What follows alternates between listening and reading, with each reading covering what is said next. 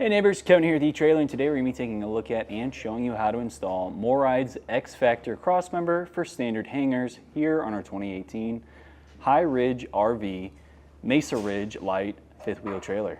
So if you're like our neighbor today and you have a fifth wheel, you probably notice a lot of crosswinds when you're driving down the highway. With it being so tall, you're typically going to get more side-to-side play when it comes to turning, or just like I said with those crosswinds. So to help strengthen up your frame and give you that better support right at the base, so that way you're not bending as much with your frame as you make those turns and as you're facing all those headwinds, you're going to want to add in some cross members. And what this essentially is just like an anti-sway bar, just like you would put on for your vehicle if you were starting to get that side-to-side sway. So this is going to clamp onto your hangers, and it's going to shoot straight across to the other hanger as well, and just really strengthen up that frame so that way it can't twist and bend side to side. As far as install goes, this is something you can easily do at home, but you will need to have the correct jacks to help lift it up by the frame. With this being a fifth wheel trailer, we had landing gears at the front that you could use potentially if you don't have a set of lifts like we do here in our shop to lift it up by. If you can get it off the ground just enough, if you're doing the equalizer, that's really all you kind of need. When you're over here at the back, you just need to lift it up enough so that you could pop out your wet bolts and then slide that in place. You will also need some jack stands to help support your axle. As you take these bolts out, that leaf spring is going to want to drop on you, so as long as you support the axle, it'll help hold that up in place so you can easily slide it in. Now, if this is something you don't feel like doing, or you just don't have the tools and knowledge to do so, then please use our dealer locator. It'll help you find a shop within your zip code to help get these installed properly. Now, if you are going to do this yourself, please feel free to stick around. We're about to show you how we did it. To start off our install, we're going to have to lift up our trailer by the frame, which I've already done, and then we're also going to support our axles. Now, I'm going to be putting this on our center hanger here where our equalizer is, so I'm going to need to support both axles so that way when I take this bolt out, this isn't going to just all fall right down on us. Now, if you're doing it on one of the outer hangers, you'd really only need to support that one axle. You don't need to have a jack stand on the other one if you're only over here. We're going to take our hanger bolt loose, and we're going to want to have a wrench on it because we don't want these to spin in here, because they do have splines on the head that bite into our hanger and prevent it from rolling.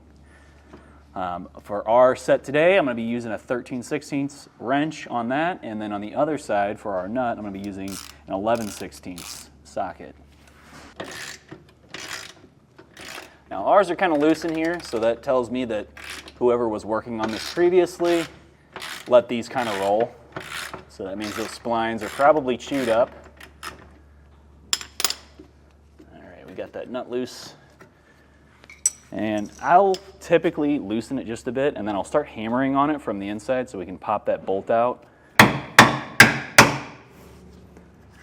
And I can keep backing it off. And then once we get to a point where this is loose enough, we can just fully pop it out, and I'm going to have my replacement bolt ready to go. That way I can just slide it right back in. I'm going to support our equalizer as well with my hand here. We got that through, and my shoulder on my bolt is through the hanger, so I know I'm not going to be grinding up my teeth smacking that in. Now, one thing you want to look at is on these bolts, there is a little, since these are wet bolts, it's going to be a little hole, which on this one's pretty dirty. So that little hole right there needs to be in the 3 o'clock or 6 o'clock position, so horizontal when you're hammering these in. That way it evenly spreads the grease and it won't bind up. In your kit, you're going to have a flange nut. We'll put that on the back side here, and you can just hand tighten that on.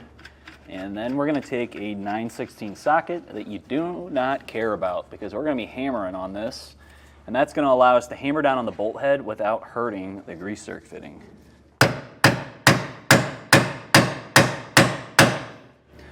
Check, looks like we're fully in. Now, if you are doing this on one of the outer hangers, you will have to take the wheels off. If you were only doing it on the center hanger, you could honestly just leave your wheels on. You'd still have enough room to get in there and hammer it down. But with that in place, I'm going to thread off the nut now. Typically, I like to put that on there just because sometimes The hangers are pretty tough and the splines don't want to bite in, and sometimes that bolt can kind of bounce back out. So having that flange nut on there kind of helps keep it in. But since that's good, we're going to grab one of our hangers. And now these are side specific, so you're going to have a piece that's going to be larger and it'll overlap the inner piece. And you want to make sure that you have the correct bracket for it, because the brackets are also going to match. One will be a little bit larger than the other. So we'll pop that off, and it's going to sit in our hanger just like so. We'll put a washer over it, so this big black spacer, and then our flange nut.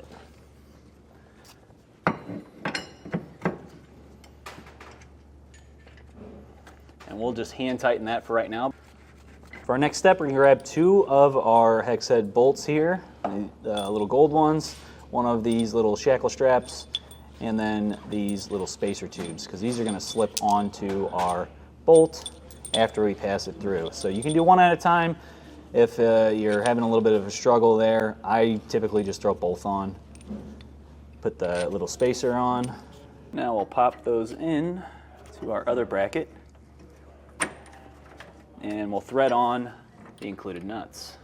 I'm going to tighten these 2 down, but I'm going to be making sure that I go back and forth and also kind of straighten that strap out, because it's going to want to move on you just because this is super loose right now. For the nut side, we're going to be using a 1/2 inch socket along with a 2-inch extension so that we can clear the bracket. And then on the bolt head side, just another 1/2 inch wrench. Get it snug down a bit and then adjust it. Next, we can torque it down to the specifications listed in the instructions.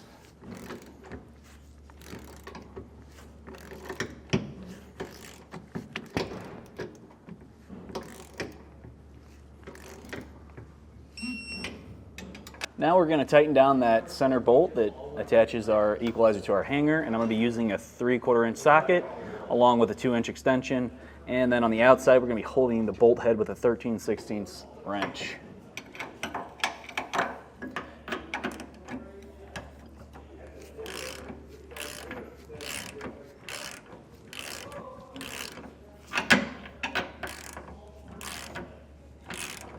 And once you have it snug, you can then come back and torque it to the specifications listed in the instructions as well.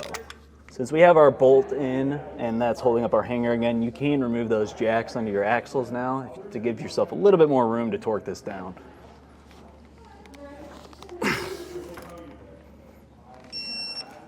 Now that we have our mounting bracket in place and all of our bolts torqued down, we're going to repeat the same process with the other bracket on the other side. We're going to install our beam here, so make sure that you're matching up the sizes correctly. There's going to be a smaller one and a larger one. The larger one is going to have a similar bracket that's going to be a little bit larger. Just grab a couple of these bolts real quick, because this is what we're going to be using to actually mount it in place, and it makes it a whole lot easier to have it hold itself up. So we'll have 3 mounting holes on each end going into that bracket, and you're going to want to put the bolt head on the inside with the threads facing out towards you, because that's where we're going to be putting our nut so that we can actually torque it down. So what I like to do is lift it up into place, and sometimes these want to fight you a little bit. You might have to kind of pry it in to start, but once you can line up the holes, you can then put a couple of bolts in to just help hold it up.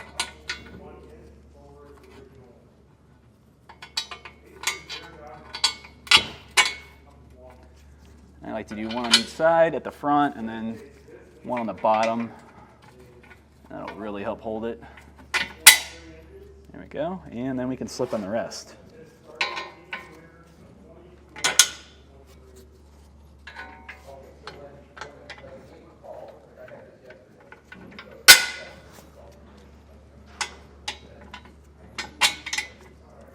Once you have those in place, then you can loosely thread on the flange nuts. We're not going to tighten these down just yet because we have the other cross member we need to attach first, and we want a little bit of wiggle room. That way we can get them both together.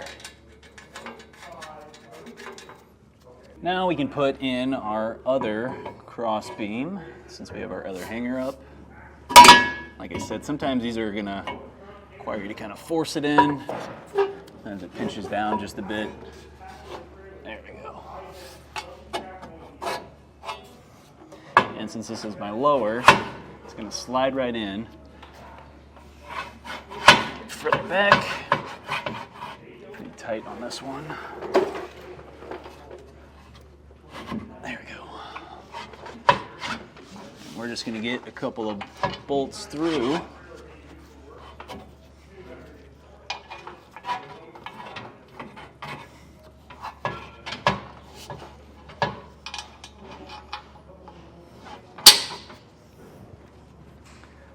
And then you can also throw a bolt or two in the center just to help hold it up with the other beam. So we'll pass that through. And the second one. That's going to help hold us up while we get all of our bolts in over at the hanger. Now in each corner we're going to go with the most bolt holes that are furthest out. So in this side it's going to be these two holes and these two holes, and then on our other side it'll be the same. Nope, putting that backwards, so we'll pop that over. So we'll have 4 per side.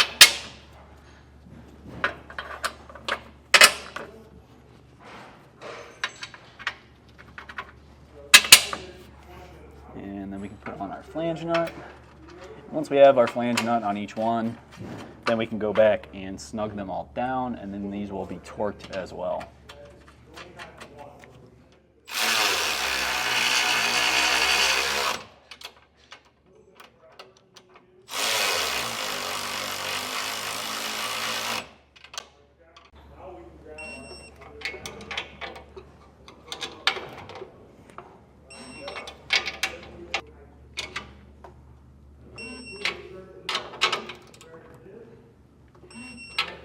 Now that we have everything in place, we can go back and we're going to grease that wet bolt because there's nothing in there now since we swapped that out from the original one.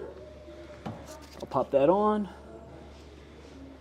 give it a couple squirts.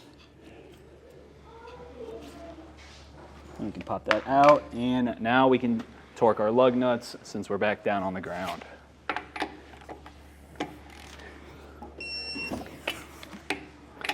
Make sure when you're doing this that you are following the star pattern.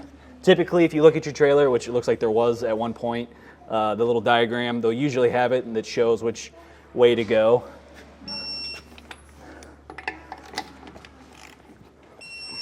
Well, I think that does it for today's look at and installation of the MORryde X-Factor Crossmember for standard hangers here on our 2018 Highridge RV Mesa Ridge Lite 5th wheel trailer. Please feel free to reach out to us via our Ask the Experts link, a comment on this video, or a phone call to our customer service department, and we'd be happy to help you out.